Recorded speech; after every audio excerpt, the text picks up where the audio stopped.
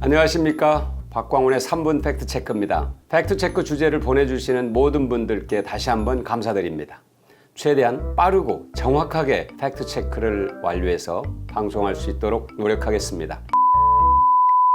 최근 한국은행에서 우리나라 2019년, 그러니까 지난해 경제 성장률과 국내 총소득을 함께 발표했습니다. 그런데 일부 언론에서 국내 총소득이 2018년에 비해서 0.4% 줄어든 것을 놓고 문재인 정부의 소득주도 성장이 3년 만에 실패로 판명됐다고 주장했습니다. 잘못된 주장입니다. 국내 총소득의 감소는 교육 조건 악화에 따른 무역 손익 감소가 원인이지 소득주도 성장 정책과는 아무 관계가 없습니다. 국내 총소득은 우리가 흔히 생각하는 월급 등의 소득 개념이 아니라 무역 손익 산출 지표입니다. 국내 총소득이 0.4% 줄어든 것은 GDP가 지난해에 비해서 2.0% 증가했음에도 불구하고 실질 무역 손익이 하락했기 때문입니다. 우리 경제가 다른 나라와 무역 거래를 하는 과정에서 우리가 수출하는 제품과 서비스의 값이 수입하는 제품과 서비스의 값보다 더 크게 떨어져서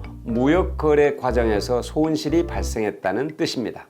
이런 무역 손익 감소가 국내 총소득 감소를 유발했다는 것이죠. 교역 조건은 수출입 제품과 서비스의 단가와 업황 등의 영향을 받는 것으로 국내 정책과는 직접적으로 관련이 없습니다. 따라서 무역 손익 감소에 따른 국내 총소득 감소를 두고 소득주도 성장 정책의 실패로 주장하는 것은 전혀 맞지 않는 얘기이고 타당하지 않습니다. 지난해 미중 무역 분쟁 등으로 우리나라 수출 상황이 많이 좋지 않았던 사실을 기억하고 계시죠? 주력 수출 품목인 반도체 값이 무려 53.5%나 떨어졌습니다. 그렇다면 실제 우리 국민 소득은 어땠을까요? 무역 손익이 떨어졌기 때문에 국민 소득도 떨어졌을까요? 반대로 저금리, 고환율 정책으로 무역 손익을 크게 냈던 이명박 박근혜 정부에서 국민 소득은 크게 올랐었습니까? 통계책에 따르면 지난해 우리나라 임금 노동자 가운데 월 평균 250만 원에서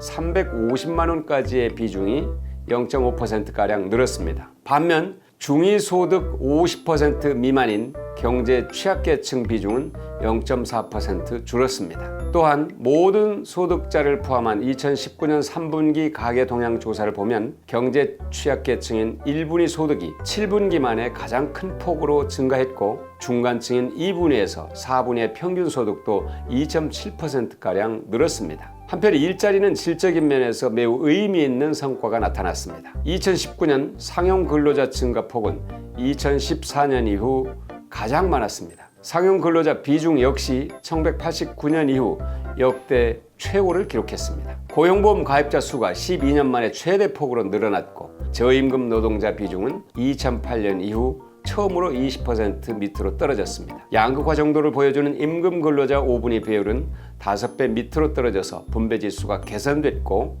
임금 노동자의 평균 노동시간이 처음으로 2000시간 미만으로 줄었습니다. 이렇게 우리 경제 체질이 조금씩 개선되고 있습니다. 이것은 문재인 정부의 다양한 경제 정책의 효과인 것이지 무역 손익 결과가 결정적으로 작용한 것이 아니란 얘기입니다. 이명박 박근혜 정부가 내세웠던 낙수효과 체감하셨습니까? 수출로 큰 이익을 남기는 초대기업들만 성장의 과실을 독점했다는 얘기를 들어왔습니다. 낙수효과는 더 이상 작동하지 않습니다. 수출과 기업 수익이 늘어도 고용이 늘지 않으면 의미가 없습니다. 과거 경제정책 기조로는 경제의 활력을 되찾기 어렵습니다. 중요한 것은 경제의 방향입니다. 문재인 정부의 경제정책의 중심은 국민의 소비 능력을 높이는 데 있습니다. 임금 상승과 사회보장제도 강화는 소비 안정성을 보장하고 내수를 안정적으로 유지하는 데 기여합니다. 이렇게 가계의 소득과 소비가 증대돼야 기업 투자와 생산이 확대돼서 소득 증가의 선순환이 만들어질 수 있습니다. 그래야 지속적인 성장이 가능합니다. 성과는 성과대로 평가하고 미흡한 부분은 좀 더 정교하게 보완하면서 소득주도 성장 정책을 끈기 있게 추진해 나가야 할 필요성이 있는 것입니다. 박광훈의 3분 팩트체크였습니다.